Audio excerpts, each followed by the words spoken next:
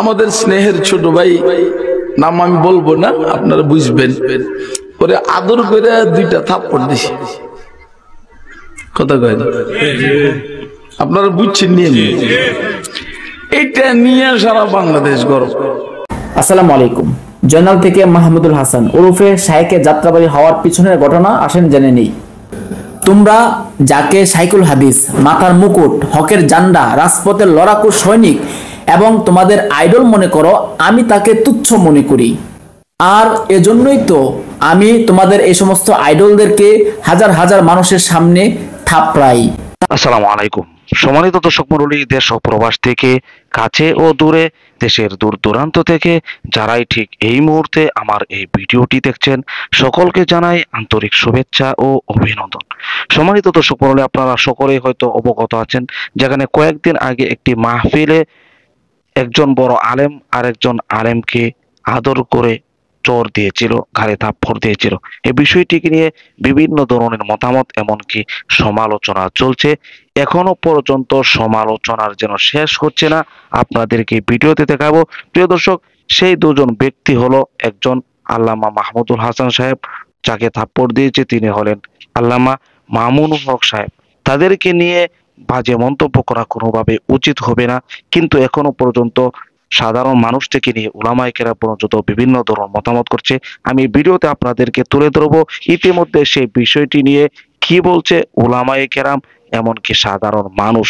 আর এই বিষয়টি কতটুকু হয়েছিল, সেদিন সে থাপ্পড় কি তিনি আদর করে দিয়েছিলেন, মহব্বতের সাথে দিয়েছিলেন, নাকি অন্য কোন উদ্দেশ্য ছিল, বিস্তারিত তথ্যগুলো আপনাদের মাঝে তুলে ধরবো এই ভিডিওতে। প্রিয় দর্শক, ভিডিওর শুরুতে শিরোনাম দেখেছেন, বিস্তারিত জানতে হলে ভিডিওটি না টেনে শেষ পর্যন্ত দেখতে হবে। তাই আপনাদের কাছে রিকোয়েস্ট করব, ভিডিওটি স্কিপ না করে সম্পূর্ণ ভিডিওটি ধৈর্য সহকারে দেখবেন। ছোট্ট আরেকটি রিকোয়েস্ট করি, আপনি যদি আমাদের এই চ্যানেলটিতে নতুন দর্শক হয়ে থাকেন, অবশ্যই চ্যানেলটিকে সাবস্ক্রাইব করে পাশে থাকা বেল বাটনটি অন করে দিবেন। প্রিয় দর্শক, কথা না বাড়িয়ে ভিডিওতে একটি লাইক দিয়ে দেখতে থাকুন সম্পূর্ণ ভিডিওটি। আসসালামু আলাইকুম। জয়নাল থেকে মাহমুদুল হাসান ওরফে শাইকে যাত্রাবাড়ি হওয়ার পিছনের ঘটনা আসেন জেনে নেই। তোমরা যাকে সাইকুল হাদিস, মাথার মুকুট, হকের জান্ডা, রাজপথের লড়াকু সৈনিক এবং তোমাদের আইডল মনে করো, আমি তাকে তুচ্ছ মনে করি। আর এজন্যই তো আমি তোমাদের এই সমস্ত আইডলদেরকে হাজার হাজার মানুষের সামনে থাপড়াই। তাহলে বুঝো আমি কত বড় বুজুর্গ। আল্লামা মামুনুল হক সাহেবকে শাইকে যাত্রাবাড়ি যে চরটা মেরেছে, সেটা যে ক্ষোভ এবং প্রতিহিংসা থেকে মেরেছে, সেটা স্বচ্ছ কাচের মতো স্পষ্ট হয়ে গেছে। যারা শাক দিয়ে মাছ ঢাকার চেষ্টা করছেন, অর্থাৎ অনেকেই বলছেন যে শাইকে যাত্রাবাড়ি মামুনুল হক সাহেবকে শাসন করেছে বা আদর করেছে, অথবা ছাত্র হিসাবে তাকে মহব্বত করেছে, তারা জাতির কাছ থেকে একজন অপরাধী ব্যক্তিকে আড়াল করার চেষ্টা করছে। আর চর তো একটা মারে নাই, চর মেরেছে 2টা। আর অনেকে বলছে ওনাকে ছাত্র হিসাবে তাকে শাসন করেছে। তাহলে আমি বলবো, এই দরদ মাখা উস্তাদ তখন কোথায় ছিল যখন ছাত্র জেলখানায় ছিল? এলেমে আমলে প্রসিদ্ধতায় তার থেকে এগিয়ে যাচ্ছে এমন কোনো ব্যক্তি তার নজরে পড়লেই জালালি মেজাজের নাম দিয়ে তাকে অপমান করাই হলো তার পেশা। শুধু মামুনুল হক সাহেব নয়, আরো অসংখ্য আলেমদেরকে জনসম্মুখে আজান কিরাত ঠিক নাই এই তহমত দিয়ে অপমান করাই ছিল তার পেশা।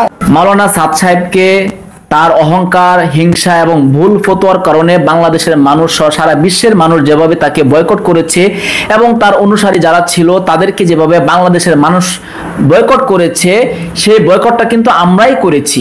এখন কেউ যদি জালালি মেজাজের নাম দিয়ে কোনো আলেম সমাজকে হামলা বা আক্রমণ করার চেষ্টা করে, তাহলে সাধারণ মানুষ সেটা মেনে নিবে না, প্রয়োজনে তাকেও বয়কট করবে বাংলাদেশের জমিন থেকে। কিছু মাথা মোটা তো এমন আছে যারা না বুঝেই লাফালাফি করে, বড়দেরকে নিয়ে কিছু লেখালেখি শুরু করলেই তারা জ্ঞান দিতে চলে আসে।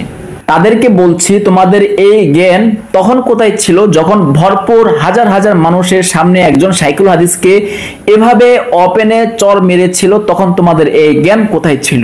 একজন ব্যক্তি প্রকাশ্যে অন্যায় করবে আর সেটা ফেসবুকে বা যে কোনো ভাবে এটার প্রতিবাদ করলে তোমরা সেখানে জ্ঞান দিতে আসবে, সেটা কিন্তু ঠিক না, এটা মেনে নেওয়া যায় না। আসেন আমরা কিছু পিছন থেকে একটু জেনে আসি। যাত্রাবাড়ি মাদ্রাসাটা মূলত কার ছিল? যাত্রাবাড়ি মাদ্রাসা মূলত ছিল শাইকে যাত্রাবাড়ি মাহমুদুল হাসান সাহেবের উস্তাদ কাজী মুহতাসিম বিল্লাহ হুজুরের ছিল।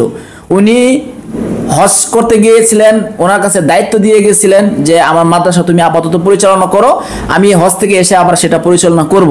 কিন্তু এসে দেখেন যে এখানে দখল হয়ে গেছে। এরপরে কাজী মুহতাসিম বিল্লাহ হুজুর অত্যন্ত বুজুর্গ মানুষ ছিলেন এবং অত্যন্ত লাজুক মানুষ ছিলেন। এরপরে তিনি এই অবস্থা দেখে উনি লজ্জিত হয়ে গেছেন, মাথা নিচের দিকে দিয়ে উনি চলে গেছেন যে কি করলো সে এটা কিভাবে করতে পারলো।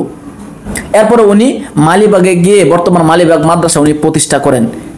যাত্রাবাড়ির যে সাইকুল হাদিস আছেন এবং মহিউস সুন্নাহ যাকে আমরা বলি, উনি সর্বপ্রথম বালিয়া মাদ্রাসায় পড়াশোনা করে ময়মনসিংহে। বালিয়া পীর সাহেবের নাম অনেকেই জানে না, অনেকেই চিনেন না, কিন্তু বালিয়া পীর সাহেব অনেক বড় একজন বুজুর্গ ব্যক্তি ছিলেন। বালিয়া মাদ্রাসায় যখন মাহমুদুল হাসান সাহেব পড়েন তখন ওখানে অনেক দুষ্টামি করতেন। এরপরে এমন ভাবে শাস্তি ওখানকার হুজুররা দিত যেটা দেখে বালিয়া পীর সাহেবের মায়া হয়, দয়া হয়। তখন উনি আলাদাভাবে তাকে একটু নজর দিত এবং আলাদাভাবে দেখতো। ওখান থেকেই মাহমুদুল হাসান, এরপরে উনি ওখান থেকে করাচিতে যান, ওখান থেকে পড়াশোনা শেষ করে এসে এই যাত্রাবাড়ি মাদ্রাসা দখল করেন। এটা আমরা জানি না। আরো কিছু বিতর্কিত বিষয় আছে, এগুলো আর বললাম না। আপনি এই পর্যন্ত যা কিছু করে আসছেন জালালি মেজাজের নাম দিয়ে, এগুলো ঠিক না, এগুলো বন্ধ করতে হবে। আর নচেত বাংলার মানুষ আপনাকে হয়তো বয়কট করবে। তোমরা যারা শাক দিয়ে মাছ ঢাকার চেষ্টা করছো, প্রকাশ্যে অপমানকে তোমরা উস্তাদের শাসন বলে চালিয়ে নিচ্ছ, তাদের জন্য এই ছবিগুলা। এভাবে ছাত্রদেরকে উস্তাদরা শাসন করে, হাজার হাজার মানুষের সামনে চর থাপ্পড় মেরে নয়। প্রিয় দর্শক, আশা করি সম্পূর্ণ ভিডিওটি দেখলেন। ভিডিও দেখে অবশ্যই বুঝতে পেরেছেন চলমান পরিস্থিতিতে বিষয়টি নিয়ে বিভিন্ন ধরনের সমালোচনা চলছে। তবে এখানে অনেক উলামায়ে কেরাম যে একটি যুক্তি দিয়েছেন, সেই যুক্তিটি অবশ্য মানার মতো, এমনকি এটা নিয়ে কোনো মন্তব্য না করার মতোই। সেই বিষয়টি হলো, একজন উস্তাদ তার ছাত্রকে মহব্বত করতেই পারে, মহব্বত করে চোর থাপড় দিতেই পারে। আমাদের ক্ষেত্রে এমনটি হয়েছে। এখনো পর্যন্ত আমাদের উস্তাদদের কাছে গেলে তারা মহাব্বতের সাথে, আদরের সাথে চোর থাপ্পড় দিয়ে দেয়। এই বিষয়টি কিন্তু আমরাও জানি, কিন্তু প্রকাশ্যে মিডিয়ার সামনে এসে এভাবে দেওয়াটা উচিত নয়, এমন মন্তব্য অনেক উলামায়ে কেরাম করেছেন। কারণ যেহেতু বর্তমান ফিতনার জামানা, বিশেষ করে মিডিয়াতে তিলকে তাল বানিয়ে ফেলে এমন অবস্থা কিন্তু হয়।